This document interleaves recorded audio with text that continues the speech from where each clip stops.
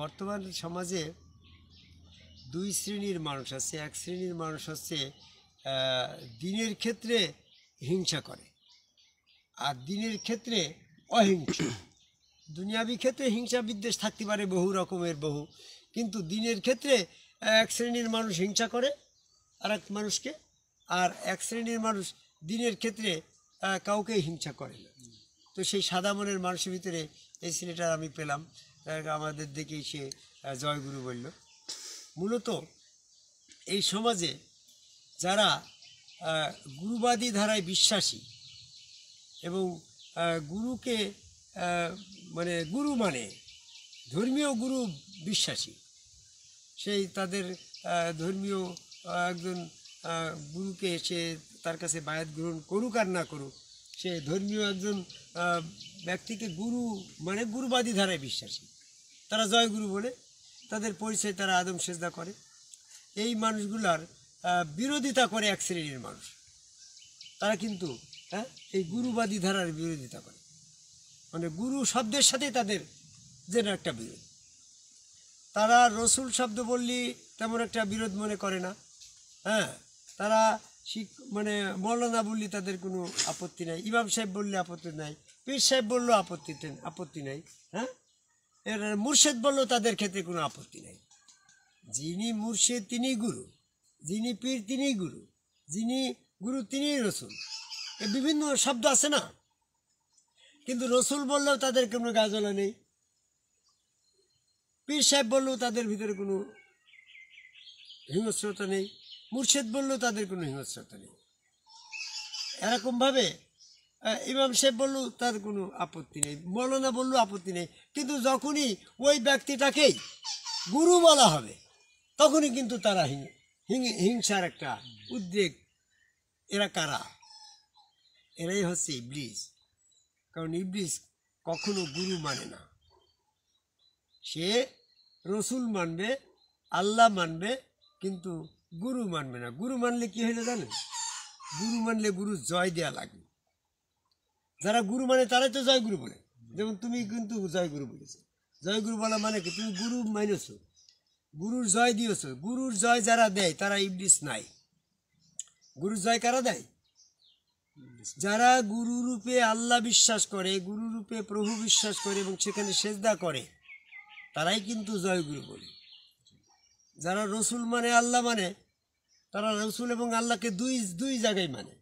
যেমন ইবলিস রসুলও মানে আল্লাহ মানে, আল্লাহ রসুল আনুগত্য করে, কিন্তু দুই জায়গায় রাখে। সূরা নূরের 47 নম্বর আয়াত। ইবলিস আল্লাহ মানে রসুলও মানে, কিন্তু দুই জায়গায়। এরা রসুল এবং আল্লাহকে সেপারেট করে। সূরা নেসার 150 নম্বর আয়াত। যারা রসুল থেকে আল্লাহকে সেপারেট করে, উরিদু ফাররিকুন বাইনাল্লাহ ওয়া রাসূলি, যারা রসুল থেকে আল্লাহকে সেপারেট করে, ফারাক করে, ফারাক শব্দ দিয়ে অনেকে বিশ্লেষণ করেছে পার্থক্য। আরে পার্থক্য শব্দ রেখে আসলে এটার ইংলিশে আসে ডিফারেন্ট, কিন্তু ফাররিকু শব্দ আরবিতে ফাররিকুন মানে সেপারেট করে, পৃথক। পৃথক শব্দের আরবি ইংলিশ হচ্ছে সেপারেট, আর পার্থক্য শব্দের ইংরেজি হচ্ছে ডিফারেন্ট। অনেকে আল্লাহ এবং রসুলকে বলে যে এই আয়াত দিয়ে সূরা নিসার 150 নম্বর আয়াতে তফসির করতে গিয়ে অনেকে বলে আল্লাহ এবং রসুলের ভিতরে যারা পার্থক্য করে তারা কাফের। কৌশলের তফসিরটা ভুল, কারণ আল্লাহ রসুলের ভিতরে তো পার্থক্য আছে না।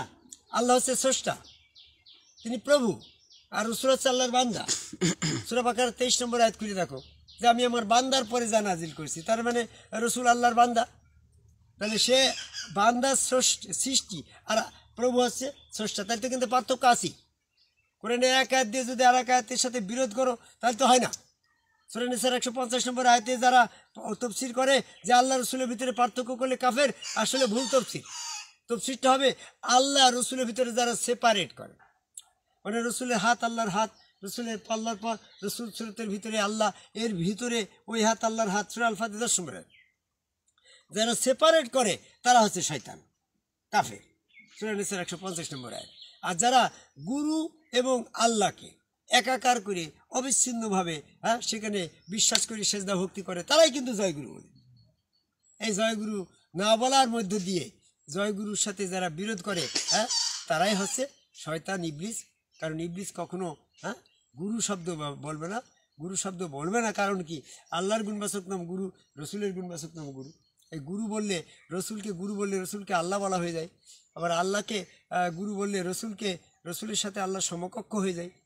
এই জন্য তারা আল্লাহ পাকের যে শয়তানের বৈশিষ্ট্য, তারা কখনোই রসুল থেকে রসুল এবং আল্লাহকে একাকার করে অবিচ্ছিন্নভাবে ডাকবে না।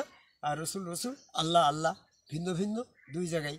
তা আমি যারা বর্তমান সমাজে এই টুপি পাগড়ি জুব্বা নিয়ে ঘুরে বেড়াচ্ছে, এরা জয়গুরুর বিরোধী লোক, এরা গুরুবাদী ধারার বিরোধী লোক, এরাই হচ্ছে ইবলিসের অনুসারী কাফের, এরা আদম সেজদার বিরোধী, এরা জয়গুরুর বিরোধী, এরা গুরুর রূপে প্রভু বিশ্বাসী সেজদা ভক্তির বিরোধী।